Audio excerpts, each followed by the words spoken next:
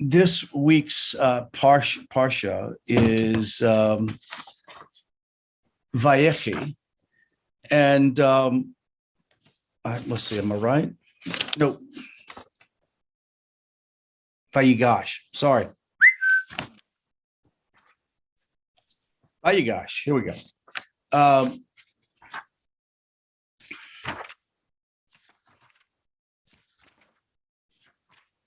I didn't study for the wrong thing. I just had my book open to the wrong page. You guys are going, oh, good. Okay, can you hear me okay? Or should I put my headphones in? No? Fine, okay. As mentioned last night, Steve actually dealt with the Haftorah, and I'm going to be doing a little reference to the Haftorah as well, because it has a bigger, sort of a bigger snapshot for us to see. At the beginning of this Haftorah, Ezekiel is called to basically unify the tribe of Joseph and the tribe of Judah. Now, in the beginning of our parasha, when Joseph tells his brothers that Benjamin is that Benjamin must stay because of the chalice that was found in the bag, Judah makes an amazing tikkun, and we're going to be talking about the major elements that teach us so much about family dynamics, relationship dynamics, communication, etc., and how, regardless of the sort of the natural progression of family dysfunction that takes place, doesn't give us an excuse to make it to absolutely destroy a family unit. And so we start off. We see that Yehuda makes this unique tikkun for his past behavior, abandoning his brothers and selling them as a slave by volunteering his own life. And he actually says, let me remain as the slave, but let the lad go. Thus, he does the opposite of the actual transgression he made against Joseph. Now, you would be asked, why are we even mentioning this dynamic? Is we're quickly going to understand that this forgiveness and redemption and reconciliation is different than you find in other religions. It's a very unique experience, tikkun, meaning to fix. You have to do the repair yourself. The creator of the universe doesn't fix it for you. You have the onus to fix it. That's why when we talk about Mashiach, as we did last night, it really comes down to we're not looking for someone to come save us. We're looking for someone to guide us, to give us direction, to bring us knowledge of wisdom, the secret wisdom of the ancient ages. In Torah, we're looking to change ourselves. We're looking to transform ourselves. We're looking to transform a society. And until we have the desire to want to do it, it's going to remain quite elusive. And we're going to read these stories, this story today, to realize how important it is for us to make that kind of reconciliation. Now, when the time came for Joseph to reveal his true identity, Joseph said to them, did you not tell me that this one's brother is dead? I will summon him and he will come to me. And he called Joseph, son of Yaakov, come to me. And they looked at the four corners of the house and said to them, what are you looking for? I am Joseph, your brother. Immediately it said that their souls departed. And they couldn't even answer him because of fear. And you can only imagine. It's also interesting that just about everything that happened to Yaakov happened to Joseph. This one was hated by his brother, and that one was hated by all of his brothers. Both had brothers who wanted to kill them. As it is written that Joseph looked at like Yaakov. It says that Joseph even began as he got older to look like his own father. It is also interesting to note that Yaakov tricked his father, taking the blessing away from Esau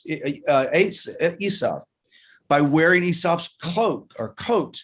putting on this furry disguise, deceiving his father. Later, Yaakov himself is deceived with his son's Yosef coat. Isn't it interesting how these things sort of weave through all of the narrative?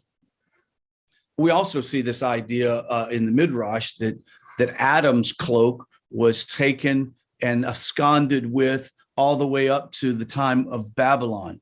Interesting. Joseph is dead, and finally Yehuda came back to his belongings from the woman who gave them to. Yehuda said, I was fooled by the woman who wanted a goat. It is interesting that Yehuda had deceived his father in the past, and now God, via Yosef, is confronting Yehuda with the deception. We talk about karma, but it is real. Sefer Hayitzer says that when Yaakov's son returned from Egypt, he wanted to inform Yaakov that Yosef was alive and the ruler of Egypt, but they were afraid that their father would die, would just have a stroke and die of shock. But from hearing this, they had searched. It said that they had searched for the daughter of Asher, played music for Yaakov, and sang to Yosef, according to the Midrash, that told me Yosef lives and shall not taste death, sort of serenaded Yaakov. Sarach was one of those who left Egypt, entered the Holy Land, and lived until the time of King David. She was a wise woman who turned Sheva ben Berecheri,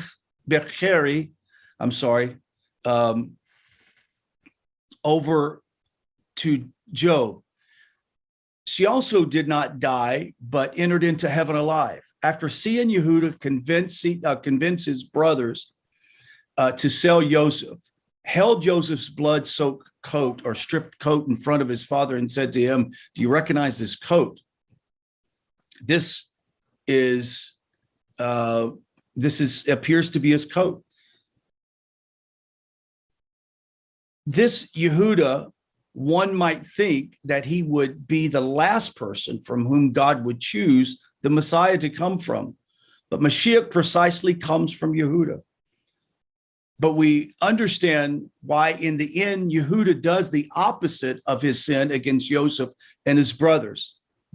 His own life, instead of hanging over Benjamin to Joseph, or handing over Benjamin to Joseph, not only this, but Yehuda declared to challenge Joseph himself, who was the viceroy of Egypt, the second most powerful man to the world. He took the opportunity to confront Joseph or to oppose Joseph to his peril. Could have very well meant his life.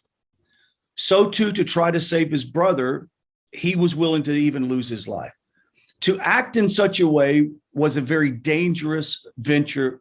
Yehuda went from being callous when he sold Joseph into captivity to a caring individual who was willing to give up his own life to protect his brother.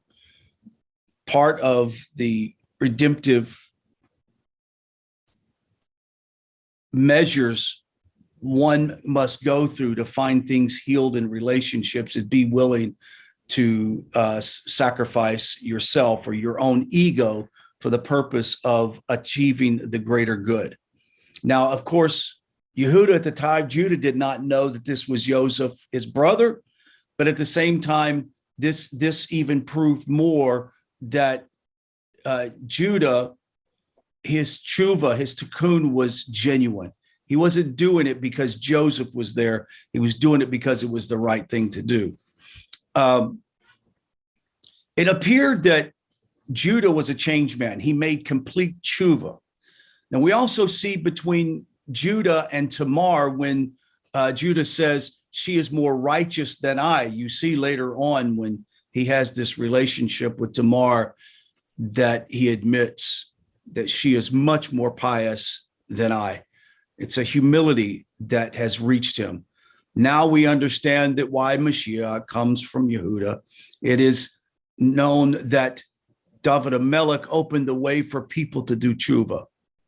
They say the reason it appears that David sinned was to show others the way of tshuva. Rabbi Avihu said in Gemor Brachot that in a place of Baal Tshuva stands a complete tzaddik. I'm sorry, let me read this again. Rabbi Avihu said in Gemor Brachot that in a place, a Baal Tshuva stands as a complete tzaddik, and it doesn't stand alone. Let's learn from what is necessary to complete tshuva. Judah's first response was to recognize the divine retribution in the events, coming to his senses. Every one of us have learned greatly from our spiritual journey, and one of the greatest things that we have discovered is to measure everything that happens in our life as a sign to us from Hashem of some level of correction or some level of wisdom. We don't miss the opportunity to find the wisdom to do tshuva. It's very, very important. And Judah is this prime example. But the question is, what about confession and acknowledging that you've done wrong? Does that mean that you still deserve some level of divine retribution or consequence? Well, according to our text in the Parashas, we understand that repenting or saying you're sorry for something doesn't alleviate the responsibility of having to deal with the backlash. This was an example of family dysfunction gone wild, and yet the wise men, the tzaddiks of the sons of Judah, knew exactly what they needed to do. But is it enough, tshuva? The question is Joseph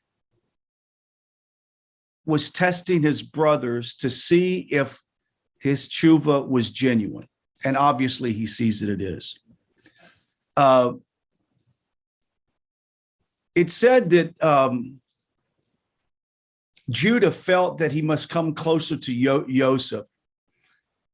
Judah was feeling even a little bit more guilty and fully accepted retribution as enough to cleanse him of the deception. It seems that when he confronts Jacob, he's realizing, I might have to pay a price for this, even though he did not know it was his brother. When Joseph could not refrain himself, said Joseph made himself known to his brothers. God could no longer resist Yehuda's sincere desire to be near him. The obstacle was removed by the divine presence. It had revealed itself.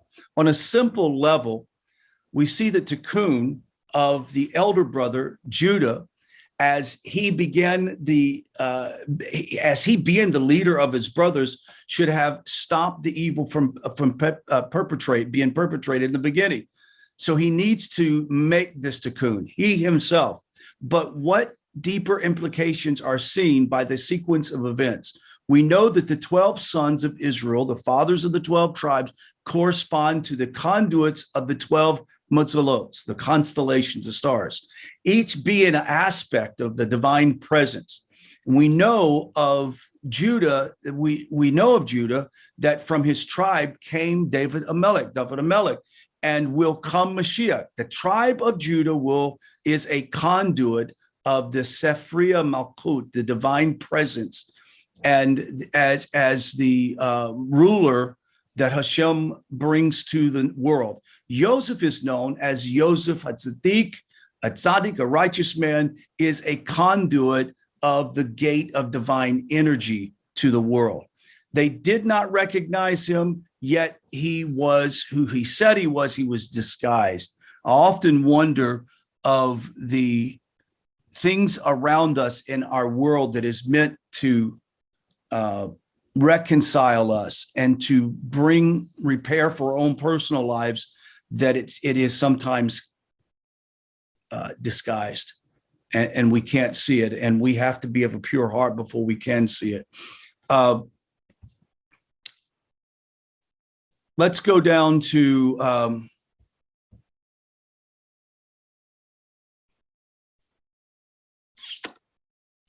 let me go down to this part here.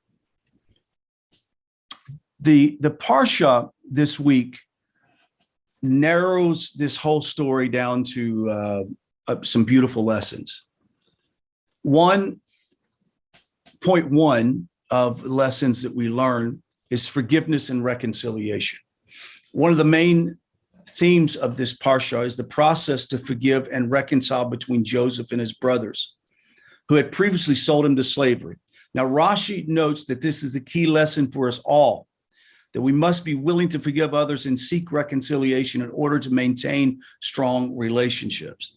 Now, someone has often posed this question to me and probably to you at one time is, do I have to reconcile with someone who refused to be reconciled with? Of course not. You can't force someone to reconcile with you. You can only sort of come to your lessons and move on.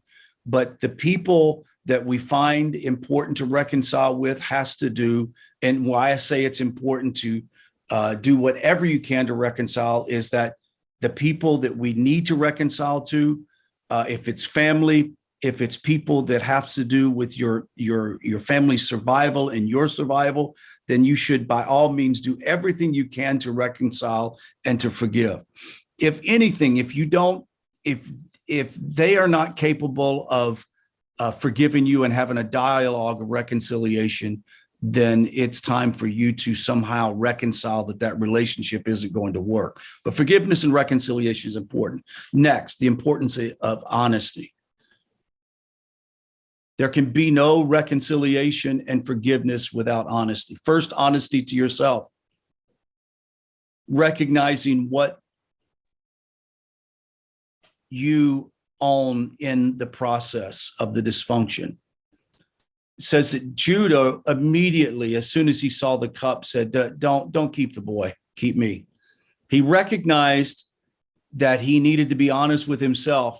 He wasn't confessing to a crime, or he wasn't demonstrating his need to tikkun because he thought the viceroy was Joseph. He did it because he knew who his God was. And he knew he needed to take personal responsibility for it. So first, the onus of honesty comes upon those of us who need to do the tikkun, do the change. Well, the problem is you never can have full reconciliation and forgiveness without people being honest with themselves about what they need to change. And those of us who have discovered the power of personal change have discovered that it becomes so much more easier to see transformation and reconciliation of relationship when you take your responsibility. Don't expect it on somebody else. Next, very important, the power of your dreams. The story of Joseph and his brothers is closely tied to the interpretation of dreams. Now, Rashi emphasizes the importance of paying attention to and interpreting dreams as a way to understanding God's will. Now, in our postmodern era, with prophecy being at such a diminished level, I'm not sure that dreams today are as telling as they should be. And maybe later on I'll defer to Rabbi Avner to quote on that. I don't think that dreams should be completely discounted either. But remember, we're at a low level, okay? But dreams are important. Your goals and ambitions are important. Next is the role of divine providence.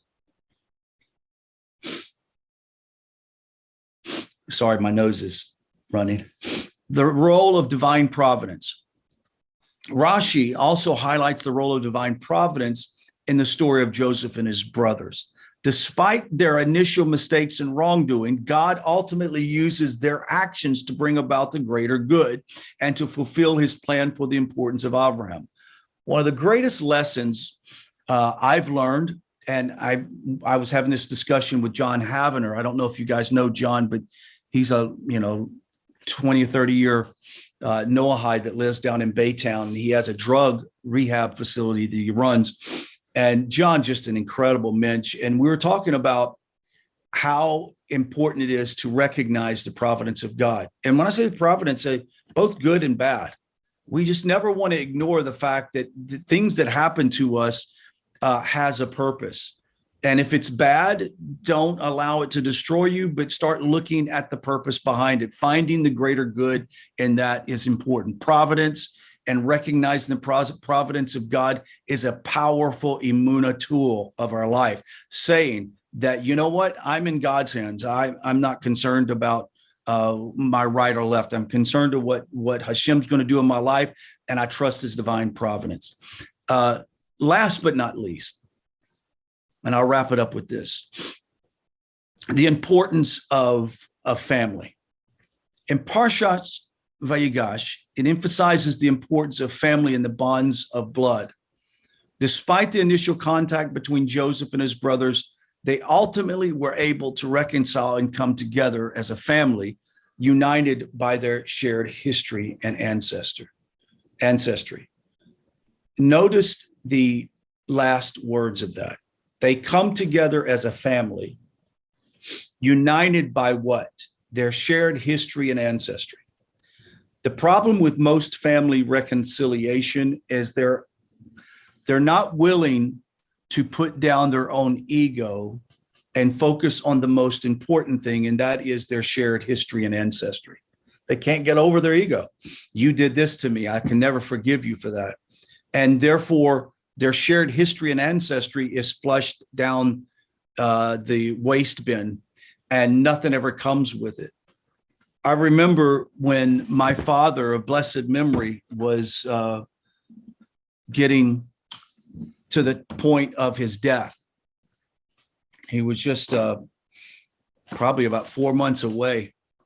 And my brother and I live in the same town. We live 10 minutes apart. And up to that point in my life, I was extremely busy. He was extremely busy. And honestly, we just never got together. We didn't have any negative feelings with each other. We didn't cross each other's paths. We didn't have any negative feelings. We just didn't meet.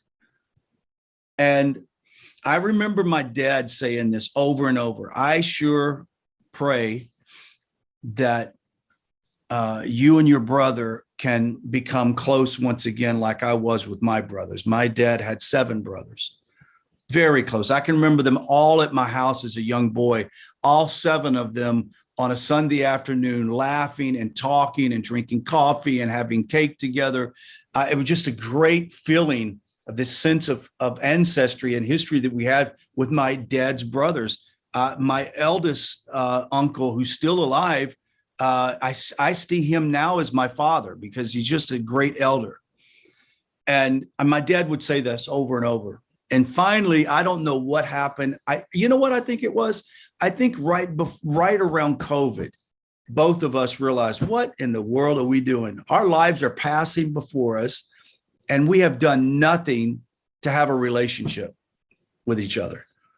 And so we just got together. It wasn't a big to-do, but it was like, okay, now it's time to realize we have a history and an ancestry together, and our relationship with ourselves and our siblings are more important than anything in the world.